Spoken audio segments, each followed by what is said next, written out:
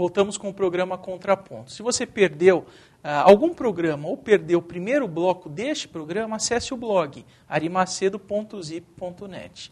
Marcos, eu tinha deixado a pergunta no bloco anterior. Quando você fala do crescimento do PIB, no governo especificamente do Lula, nós podemos dizer que os pobres, eles estão mais pobres? É possível fazer essa relação? Os pobres estão melhores do que estavam com o Lula. De 2000 a 2008, eu estava discutindo isso com o Marcelo Neri recentemente num programa de entrevista na Rádio Eldorado. O Marcelo Neri é um excelente economista da GV do Rio.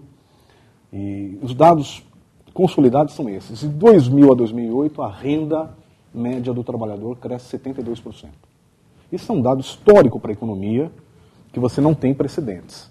Ok? O crescimento do PIB, ele ajuda quando você pensa que está crescendo junto o emprego, está crescendo a renda, está crescendo o consumo, e partes consideráveis da sociedade que não tinham e não faziam parte do mercado passam a ser inseridos. Agora, em termos de economia, Ari, há um equívoco interessante. O crescimento do PIB em si, ele não leva à melhoria da qualidade de vida da sociedade. Crescimento econômico é tão pura e simplesmente fazer o produto crescer.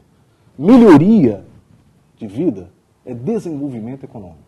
Aí é qualidade de vida, é bem-estar, é uma outra plataforma de pensar. Então, nos coloque aí a diferenciação. A diferença básica é essa. Enquanto nós estamos pensando quantitativamente a economia e olhando apenas o crescimento do PIB, estamos esquecendo de olhar qualitativamente, que é olhar o desenvolvimento, que é olhar a melhoria de vida da sociedade, desenvolvimento urbano, pública, escola, saúde. Social, né? Os europeus vão chamar isso de welfare state, o bem-estar, o estado de bem-estar social. Escola de qualidade, saúde pública, rodovia decente para trafegar, ar puro, previdência social.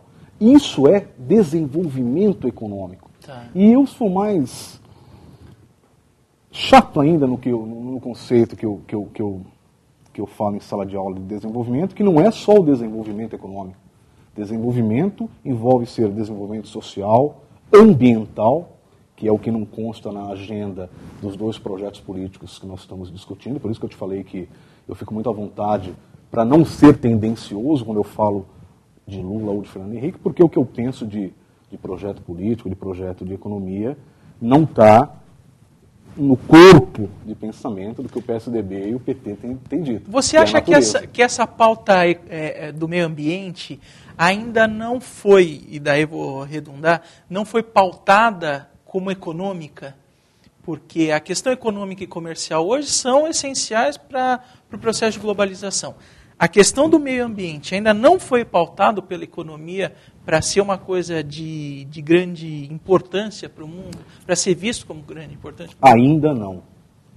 Ainda não. O discurso que predomina é o discurso econômico. Ele se sobrepuja ao discurso social. O que está errado também, porque deveria ser o social sobrepujando-se, soerguendo sobre a capacidade política, econômica. Agora, o discurso do meio ambiente, ele sempre foi visto como retórica lá no passado. E é um equívoco.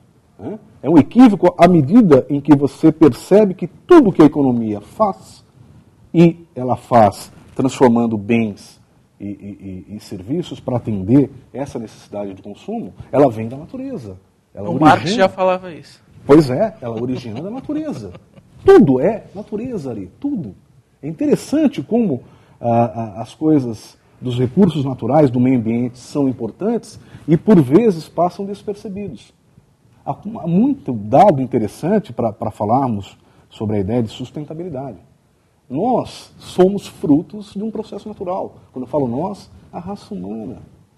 Nós dependemos das estrelas, veja você, porque são elas que fazem a combinação do hidrogênio em hélio, transformando o potássio, o oxigênio, o nitrogênio, que vai transformar em aminoácidos e vitaminas sem as quais não teria vida. A palavra Adão, em hebraico, Adam, significa filho da terra, não é à toa. Nós estamos aqui conversando, retirando o oxigênio da atmosfera, levando para os pulmões e transformando em gás carbônico. eu estou fazendo isso, você e todos os animais estão fazendo isso agora. A relação natural, ela está embutida na relação da vida. Discutir a vida, discutir a economia, discutir a política, implica discutir antes a questão natural.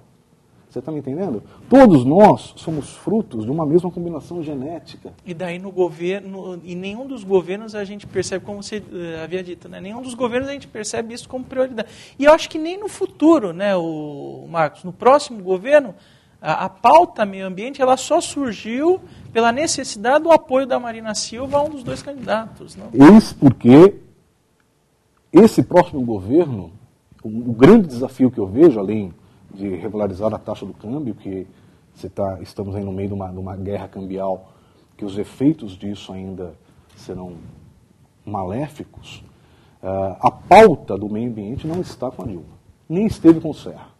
Passou longe do debate. Aliás, o debate que teve, os debates que nós tivemos, discutiu-se quem foi melhor, Lula ou Fernando Henrique. E não se pensou a ideia de projeto, não se pensou a ideia de futuro. A pauta ambiental, ela sempre esteve com a Marina. Não esteve com a Dilma. É uma pena que não esteja com a Dilma, porque eu reitero a necessidade de nós discutirmos economia preservando. Nós discutimos a capacidade de crescer preservando. O Marcos, quando você coloca isso, eu percebo muito que a própria América Latina, e talvez não seja só a América Latina, mas eu vejo as Américas num todo aí, a preocupação não tem essa relação de preocupação com o meio ambiente. Se hoje você vai à Europa, você percebe que a diminuição no consumo de água, a questão do lixo seletivo, essas coisas estão permanentemente em pauta nas discussões. Você também percebe isso? Quer dizer, a América Latina, fundamentalmente, já que estamos discutindo a relação do Brasil, etc., a América Latina não tem essa preocupação, porque o maior aquífero está aqui, porque nós temos a maior reserva natural, porque a gente tem terra produtiva abundante. Quer dizer, essa preocupação do próprio latino-americano e particularmente do brasileiro não se insere muito nessas discussões por conta disso. Você percebe essas questões também? Não tenha dúvidas, não tenha dúvidas. Tomemos o caso da reforma agrária. Né? Há 500 anos ela está esquecida na história brasileira. A Dinamarca, Ari, fez reforma agrária na Idade Média. O México, com Cárdenas, fez a grande reforma agrária da América nos anos 30. O Paraguai, com Gaspar de França, lá no início, fez reforma agrária. O Brasil tem, hoje, em números redondos, 700 milhões de hectares agricultáveis, dos quais 285 milhões latifúndio, a maioria improdutivo. 40% das terras estão improdutivas. Isso é a estupidez do século XXI. Nós chegarmos ao século XXI, tendo um potencial de terras que tem, somos o 5º maior país em dimensão territorial, ok? Você olha para a sociedade e descobre que ainda tem 30 milhões de pessoas passando fome. Você olha para a produção de grãos, os dados saíram agora pelo IBGE na semana passada, nós vamos chegar em 148 milhões de toneladas de grãos. O que não é nada. O que não é nada. Considerando o potencial que tem. Você falou no aquífero Guarani. 80% dele está aqui, conosco. De cada 5 litros d'água que tem no mundo, 1 é brasileiro. Veja o potencial que nós temos e veja a necessidade que é a reforma agrária. Furtado já falava em imperativo social. Além de você gerar emprego, colocar o homem no campo, você aumenta a produção agrícola, barateia o produto e elimina uma parte da fome, da miséria, que está lá com 30 milhões de pessoas. E o Brasil não faz isso. Há 500 anos nós estamos esperando esse projeto de reforma agrária. E é uma questão também ambiental, também natural. Preferimos olhar o mercado pelo valor agregado dele. Aí eu reitero aquela necessidade de que a economia olha a quantidade, não olha a qualidade, olha crescimento e não olha para o desenvolvimento. E nós estamos perdendo o passo. E também não sei se isso vem na agenda política da presidente Dilma. Ô Marcos, na sequência a gente deixou um vácuo, acabamos discutindo várias questões, mas você citou o câmbio. E o câmbio eu quero, e passa por essas questões que a gente está falando de produtividade, claro, mas eu quero falar com você no próximo bloco sobre o câmbio. Hoje nós estamos falando sobre a questão econômica, aqui as perspectivas econômicas do Brasil, do governo Lula, falamos um pouco sobre a FHC e vamos falar um pouquinho sobre o governo Dilma e as perspectivas. Nós vamos a um breve intervalo e voltamos na sequência com o programa Contraponto.